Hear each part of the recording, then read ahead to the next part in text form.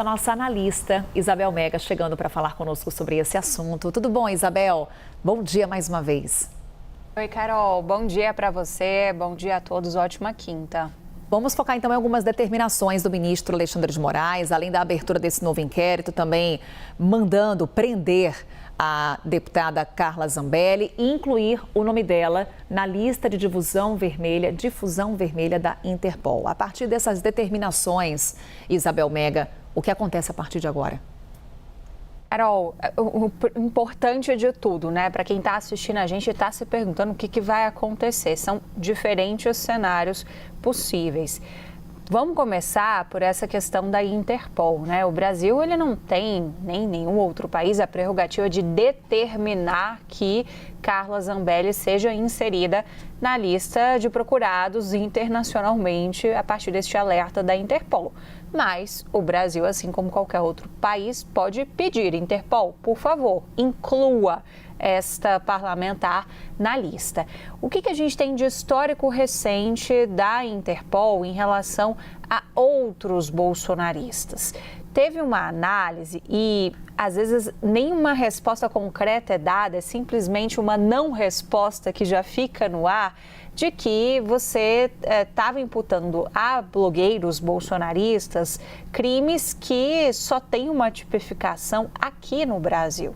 Não tem em outros países. Então fica difícil você estabelecer esse tipo de comparativo e daí essa não resposta da Interpol em relação a outros casos. O que pode ser interpretado como uma possibilidade também em relação a Carla Zambelli. Mas tem uma diferença. O crime pelo qual ela foi condenada, que se refere àquela situação de invasão dos sistemas do Conselho Nacional de Justiça, esse sim existe em outras localidades. Mas por que esse histórico da Interpol deixa um pouco de dúvidas também?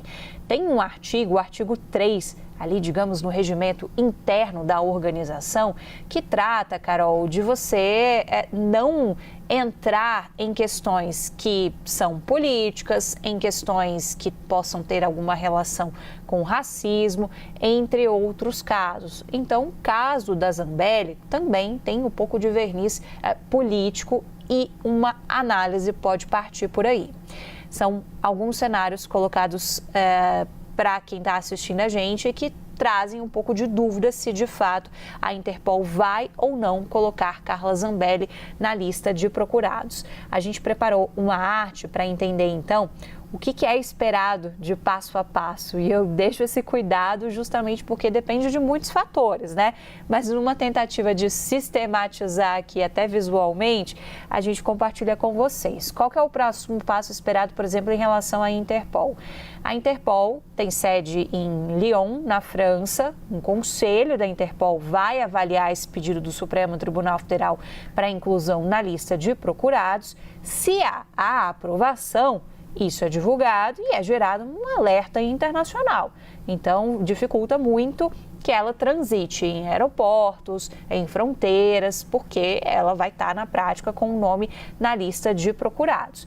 Agora, tem que identificar também qual a localização geográfica exata da deputada. Até a última notícia que nós temos, e isso pode ter mudado, mas eventualmente há uma dificuldade, já que a própria Polícia Federal está procurando saber onde ela está e por questões estratégicas também não vai tratar dessa divulgação, mas até a última notícia que se tem é que ela ainda estaria nos Estados Unidos, no estado da Flórida.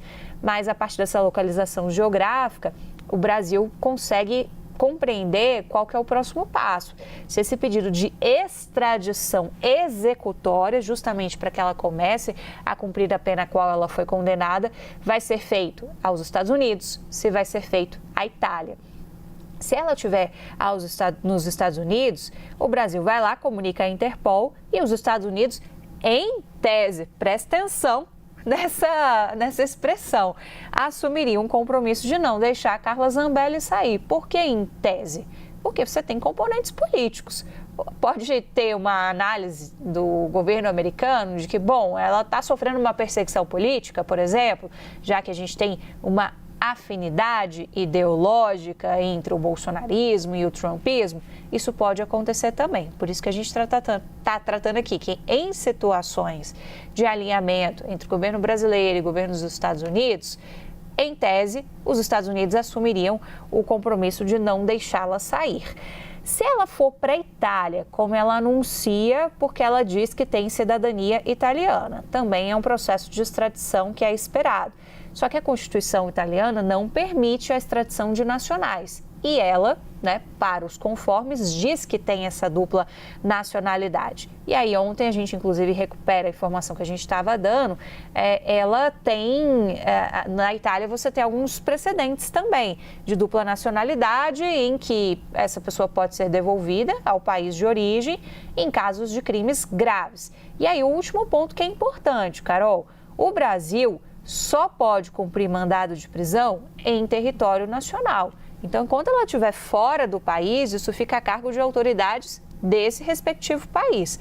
Passou da fronteira, aí sim é o Brasil que toma conta da situação. Carol, são muitos pormenores, vamos aguardar os desdobramentos, se é que eles vão ocorrer ao longo dessa quinta-feira. Então vamos falar mais sobre esse assunto, claro, com Isabel Mega, direto de Brasília.